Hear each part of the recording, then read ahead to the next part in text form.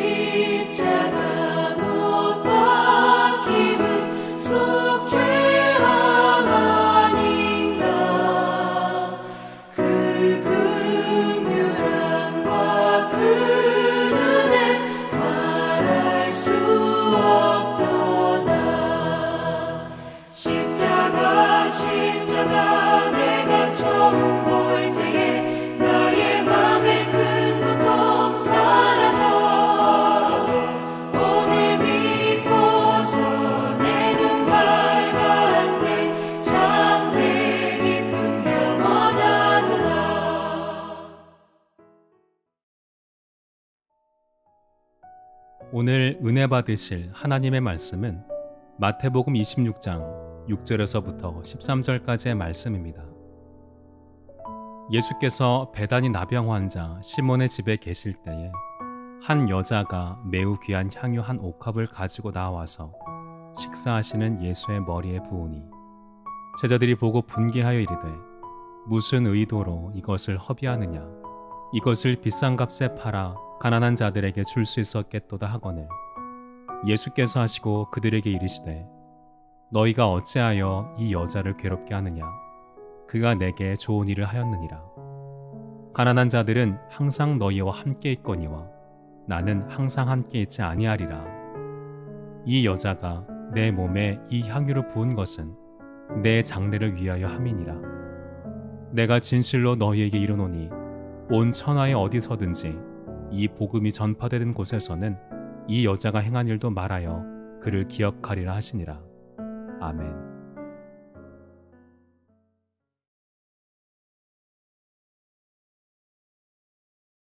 오늘은 시몬의 집 도유 사건에 대해서 생각하면서 함께 은혜를 나누겠습니다. 고난주간의 넷째 날인 수요일에 있었던 사건에 대해서는 사복음서가 침묵하고 있습니다. 본문은 시몬의 집에서 있었던 도유 사건을 기록하고 있습니다. 그런데 여기서 시몬의 집 도유 사건은 일종의 삽입 내용으로 고난주간이 시작되기 전 곧 예루살렘 입성 전날인 토요일에 발생한 사건입니다. 그럼에도 불구하고 마태가 시간적 순서를 무시하고 이 사건을 여기에 언급한 것은 두 가지 사실을 강조하기 위함으로 보입니다. 첫째, 유다가 예수를 팔려고 결심한 계기가 향유 사건이었다는 것입니다.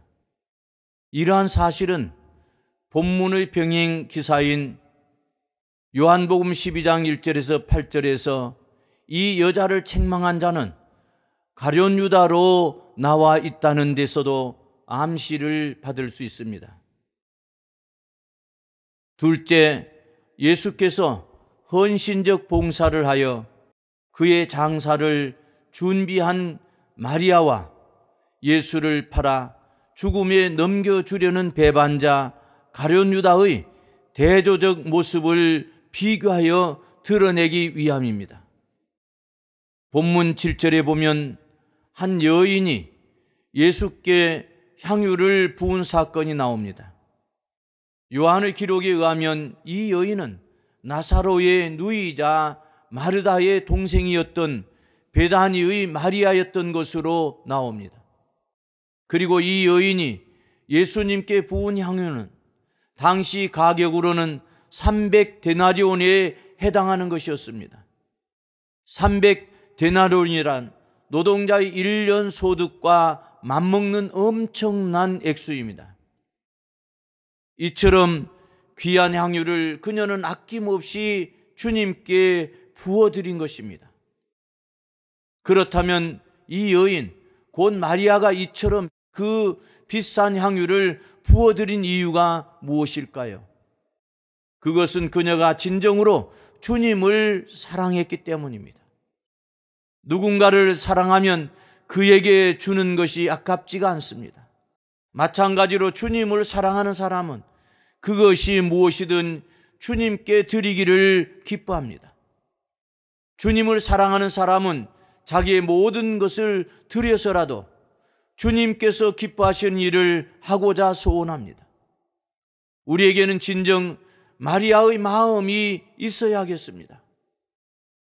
가룟 유다와 같이 무슨 의사로 이것을 허비하느냐 하는 마음이 있는 사람은 진정한 주님의 사람, 주님을 사랑한 사람이 아닙니다.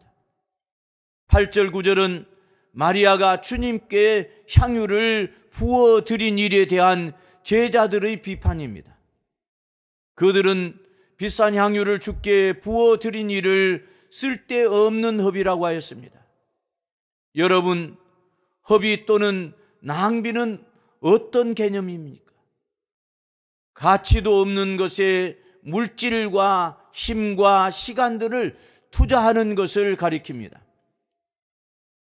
그렇다면 과연 주님께 물질과 시간 등을 드리는 일이 허비일까요? 또 주님께 드린 것들은 허망하게 사라지고 마는 것일까요? 아닙니다.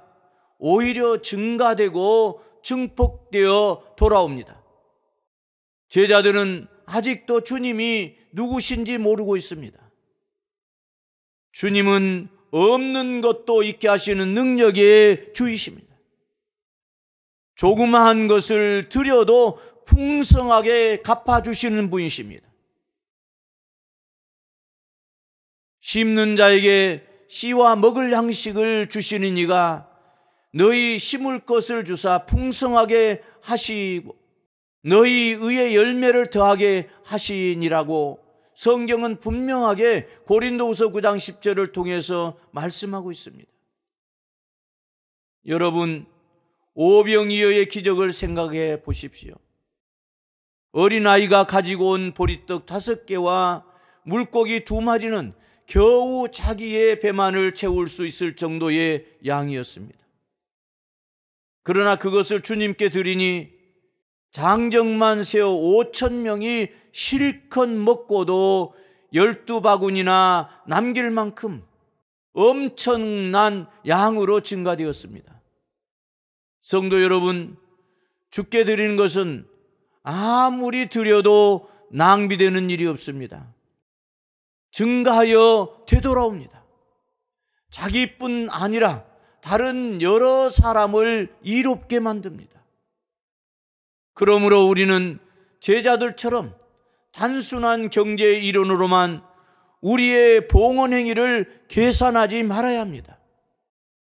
만군의 여호와가 이르노라 너희 온전한 11조를 창고에 들여 나의 집에 양식이 있게 하고 그것으로 나를 시험하여 내가 하늘 문을 열고 너희에게 복을 쌓을 곳이 없도록 붙지 아니하나 보라라고 말라기서 3장 10절에서 말씀하셨습니다.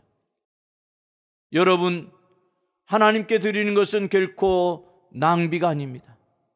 많은 이익과 축복을 얻을 수 있는 가장 확실한 투자입니다. 향유를 부어드린 마리아에게 예수님은 온 천하에 어디서든지 이 복음이 전파되는 곳에서는 마리아가 행한 일도 말하여 기억하리라 라고 말씀하셨습니다. 즉 하나님 나라에 영원히 기억되는 거룩한 축복을 누리게 된 것입니다. 사랑하는 성도 여러분, 이 땅에서 이보다 영광스러운 일이 어디 있겠습니까? 이 땅에 사는 날 동안 저와 여러분도 주님을 향한 순전한 사랑과 헌신의 기름과 향기를 주님께 온전히 부어드림으로 하늘의 복을 받아 누리시는 축복이 늘 함께 하시기를 축원합니다.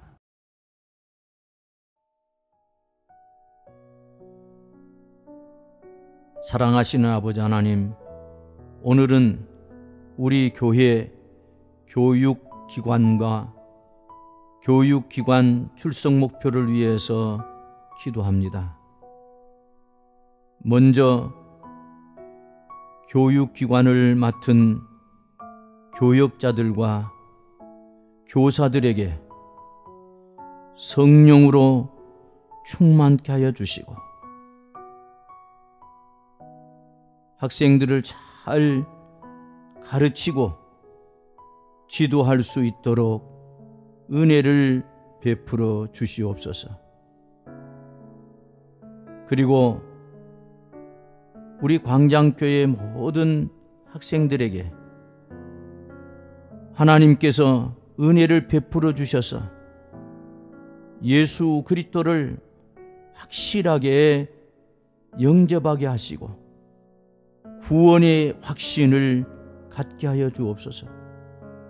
그러므로 우리 광장교회 장차 큰 일꾼들이 되게 하시고 나라를 위해서도 크게 쓰여질 수 있도록 은혜를 베푸시고 축복하여 주옵소서. 사랑하신 아버지 하나님,